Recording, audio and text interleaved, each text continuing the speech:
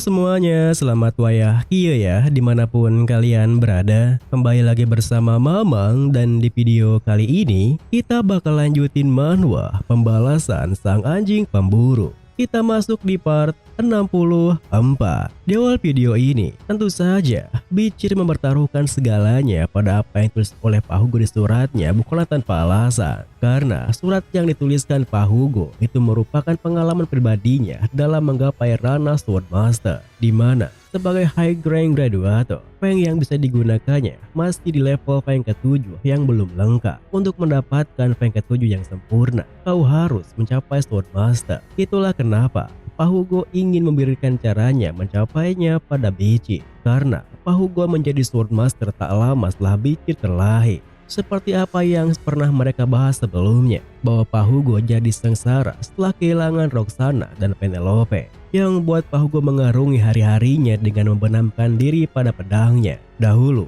Pak Hugo juga masih high rank graduator. Ia mengayunkan pedangnya setiap hari demi naik ke level Swordmaster. Tetapi, tidak peduli seberapa keras usahanya, Pak Hugo tak bisa mencapai level itu karena sudah putus asa. Pak Hugo pun mencoba mengulik Compendium of All Things. Dan dari buku itu, ia menemukannya cara yang ditinggalkan oleh seorang Swordmaster terdahulu untuk mencapai level graduator. Kau harus meninggalkan emosi manusiamu seperti kebahagiaan, kemarahan, kesedihan, dan rasa cinta. Tetapi untuk menjadi Swordmaster, kau harus mendapatkan kembali semua emosi manusia itu, entah itu kebahagiaan, kemarahan, kesedihan, atau rasa cinta. Oleh karena itu, Pak Hugo pun memulai perjalanannya sembari mencari tahu arti semua emosi itu. Ia mencoba untuk bahagia, memaksa dirinya untuk marah, mencoba sedih, dan melakukan segala cara untuk menemukan rasa cinta. Akan tetapi, memaksa semua emosi itu keluar memiliki efek samping yang buruk. Lambat laun, Pak Hugo mulai tersenyum saat marah dan murah saat ia bahagia.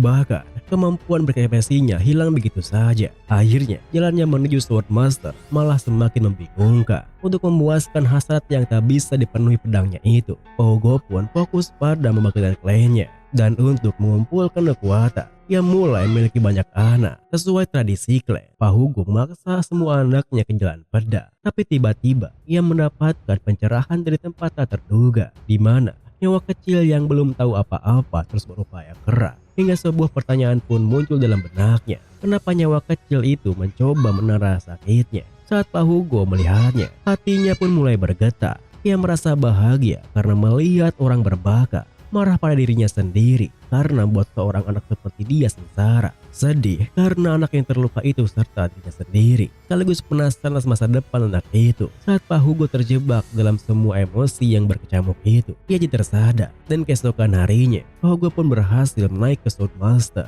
Mulai dari Pomeria, Swordmaster. Rasanya, semua hal yang ia miliki saat ini adalah berkat putranya, Bichir. Jalan menuju Swordmaster terletak pada kemampuanmu untuk merasakan emosi-emosi manusia dan kompleks. Dan Pak Hugo yakin Bichir juga bisa mencapai level Swordmaster. Kini, sembari terus mengimbangi serangan Sere, Bichir yang mengingat isi surat Pak Hugo pun berpikir, putra tersayang ya, tidak kusangka orang ini bisa jauh berbeda dibandingkan masa laluku. Untuk menghancurkan Magic Sere, aku harus naik menjadi Swordmaster. Karena kekuatan Sainda, aku harus mencari cara untuk bangkit sendiri. Apa yang dikatakan Hugo Lebaskerville, mungkin amarah atau kesedihan masih ada dalam diriku. Tapi di situasi semacam ini, kebahagiaan atau rasa cinta itu sangat mustahil. Di saat Bichir berpikir seperti itu, meski dirinya diserang bertubi-tubi hingga perutnya terlubangi, Bichir tak bisa menahan dirinya untuk tersenyum karena merasa lucu dengan situasinya.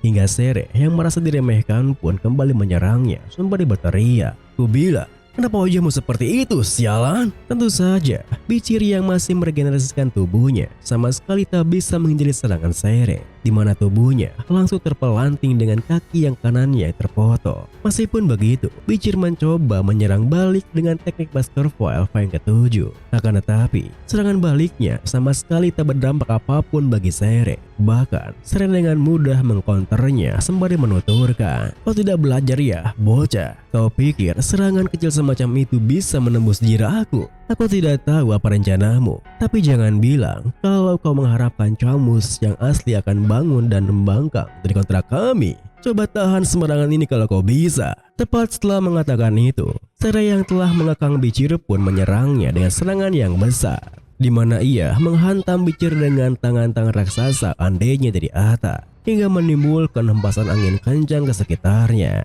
Kemudian, di tengah cekungan bekas serangan besarnya tadi, Serai yang melihat Bicir masih bisa hidup pun menatapnya aneh berkata, "Kau sudah terkena serangan sedahsyat itu tapi masih hidup juga. Kau bukan manusia kah?" Tentu saja, meski Bicir masih hidup, berdiri seperti itu saja sudah menguras semua tenaganya. Tubuhnya juga sudah tak lagi bisa bergenerasi, meskipun sudah dibantu kekuatan Mars Salamanda. Akan tetapi, demi pengorbanan yang Camus lakukan, Bicir harus terus berdiri dan bangkit lagi dan lagi, hingga semua usaha kerasnya terbayarkan. Seperti pepatah yang mengatakan, jika usaha tak pernah mengkhianati hasil. Tiba-tiba saja Bicir mendengar suara Camus yang berkata, "Dasar bodoh, aku tidak datang untuk melihat wajah menjadikanmu itu. Seperti yang kamu katakan tadi, aku berhasil. Aku tidak akan bertahan lama. Cepat lenyapkan dia. Kalau kamu gagal, maka aku akan membiarkan leherku sebagai sarung pedangmu." Tentu saja, hal itu membuat Cere terkejut bukan main.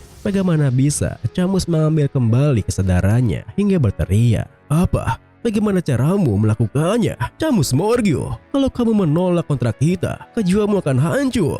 Tepat setelah mengatakan itu, bersamaan dengan Serai yang kembali mencoba untuk menekan kesadaran Camus, Bicir yang merasakan adanya harapan pun tersenyum membala. "Kamu masih sempat bercanda di situasi semacam ini ya? Kau benar-benar calon pahlawan hebat. Kau mendapat nilai 100 dari 100, skor sempurna." Camus Morgio, Camus yang mempertahankan kesadarannya pun menimpali. "Akhirnya kamu sadar juga. Jadi tunjukkan padaku, tunjukkanlah sisa yang membuat jatuh cinta padamu." Tepat setelah Camus mengatakan itu, Serai yang berhasil menekan kembali kesadarannya pun langsung menyerang Bicir sembari berteriak, "Dasar orang-orang gila, kalian pikir ini akan cukup untuk menembus diri aku, hah?"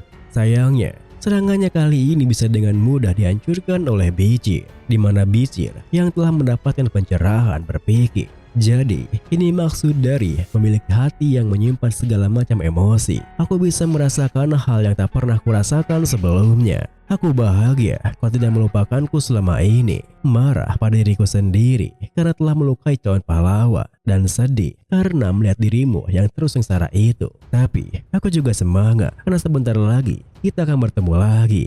Video ini pun diakhiri dengan, di saat Serai terkejut karena serangannya bisa ditepatahkan dengan mudah, Bicir pun menyerangnya dengan teknik Baskor File peringkat 7 yang telah sempurna.